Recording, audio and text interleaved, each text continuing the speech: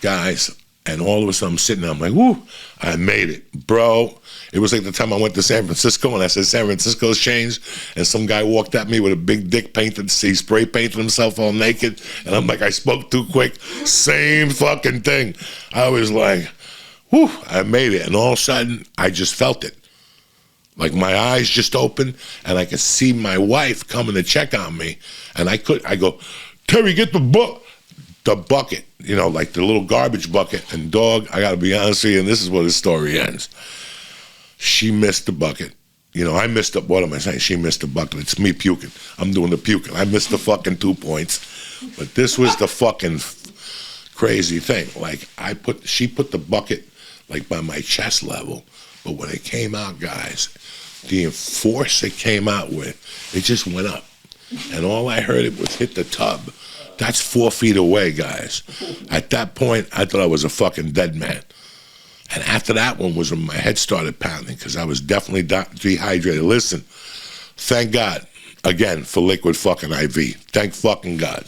That's why I got a little bit of water here. You haven't heard it. And I got my little bit of liquid IV because I'm still fucking recovering. You know what I'm saying? So that was it for me, guys. Once I barfed that, I remember, like, I even helped her pick up the bathroom carpeting, the shower carpeting, the little fucking island that sits around the toilet that smells like 10 dead pisses because it's my piss that falls on there. I can't hit it with the turtleneck sometimes. So we just put it all in the hamper, and she said, leave it there. I just wiped my face.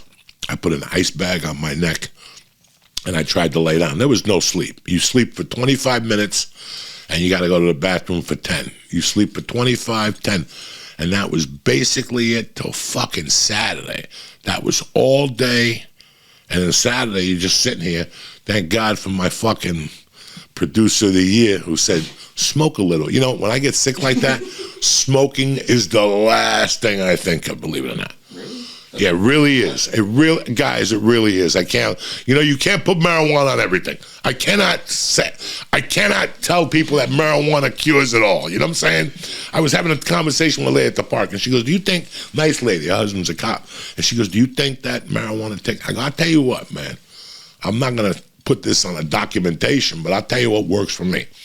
There was a time 30 years ago, I had a fucking toothache so severe. There was 2 times, I remember. There was probably 20 years ago in Boulder when I was just starting comedy. I was flat broke. And there was maybe a situation when I lived in Hollywood one holiday. They broke and I had a toothache, and the doctor couldn't see me till like the 3rd of January. And I went those 10 days with no oxys, no nothing, just straight up. And I finally go, let me try the Reefer. And I'm going to tell you something about marijuana with a toothache.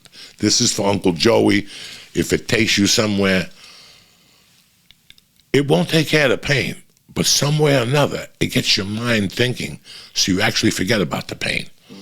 It's really interesting how marijuana works for pain. And then when you remember the pain, you visit it, you're like, oh shit, was it the marijuana, or was it I took my mind off the pain?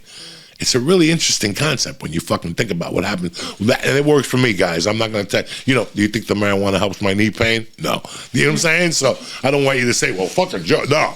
And that's the same thing I say about CBD for some people. You know what, man? I love CBD line. It works for me. The fucking gummies work for me. The patch works for me. I've been rubbing the cream into my knee. Guys, I had another CBD line. You know me, I like to at least try. I didn't, you know what I'm saying? Like, it just didn't work for me. But they had a gummy that I felt I was fucking, so you understand me? Everything hits you differently when you judge that stuff. For me, I didn't even think about marijuana that day at all. I was feeling like I was going to die. And I was coughing, Obviously, you could tell I got some type of fucking lung thing going on. So I was like, I don't think I'm, and then I smoked, and I'm like, okay, the first 2 hits were a little rough. I'm not going to lie to you. But then, like, the 4th hit, I'm like, okay, now I can have chicken soup. So I was like, fucking, I got to put a feather in Mikey's cap. Fucking chicken soup. Because I told Mike, Mike, I don't know about tomorrow. Because if I would have just got sick, guys, and that's it, you could write it off to something. You had a bad hot dog. You had a bad fruit. There's 1,000 things you could write it off to. But when 3 people in your house get it, it's pretty simple that it's a virus. It's contagious. So we either had to cancel Monday, or it hits you in 2 days. We all got clobbered within fucking 48 hours, so Mike wouldn't be here Wednesday. Or somewhere or another, I was going to short you this week. So my apologies. The other situation is, you know what? It's Easter week. What the fuck? You people going to be traveling, fucking smoking dope, having a great fucking time with your families. So, you know, enjoy, cocksuckers. I know a lot of you like listening to the podcast and stuff. We got some shit out. We got some stuff worked out, but it's not even about that. It's Easter week. Enjoy your family. Enjoy your fucking surroundings. Eat some fucking hard-boiled eggs. Fart on the plane on the way home or on the bus. I love this time of the year. I'm going to have a good time Sunday. I don't know what I'm going to do. I'm not concerned with it yet. What I am concerned, I want to talk to you guys about something that came to my mind yesterday. I had to do something. And I had a specific time. I had to be there. Like the guy goes, if you could be back by 2 o'clock, you know, it would be great. But if it's a situation, I go, no. I'll be there at 2 o'clock. You know, and this is one of these stories for you guys that I didn't even remember this shit. But I thought about it at that time. And it was so helpful to me, you know. When I first got The Longest Yard, it was when I shot the movie, it was March of, I think I started shooting the movie in May of 2004. And, you know, I didn't think anything of it, guys. I just got the movie. I went to wherever the fuck, Santa Fe, New Mexico, and I shot the movie. And I was there for about 6 weeks. And then I came home and my agent said to me, you know, do you know how long you're going to be home for? And I go, yeah, I'm going to be home for, and we're shooting till November or December. It doesn't really matter. We're talking about August now. I'm not thinking about the future. My agent says to me, there's a couple companies that want to meet with you. I got you like 20 fucking meetings. So shoot me your schedule and I'll book the meetings around your movies or what are your stand-up, you know? So no problem. I shoot him the schedule, and a couple of days later, I go to Jerry's Deli in the Valley just to write or something like that, and I see an agent up there. Was I tight with the agent? Not really. I knew him from being out, and he knew me, you know, on a hello, goodbye basis. I was just thinking about the story and the mentality, just to let you guys know.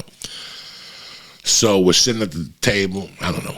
He comes over to my table and we start talking. He goes, do you mind if I sit? I'm meeting one of my other clients there. And I go, no problem. And the client walks in. He's a friend of mine. You know, like I know him from the comedy scene. It's not like we jump up and down together. But he's sitting there. This guy's a pretty popular comic at the time, you know. He wasn't a star by any means, but a star was rising. Funny guy, you know, like I said, I didn't run with him in general circles, and that was the client he was meeting. So we all sat together.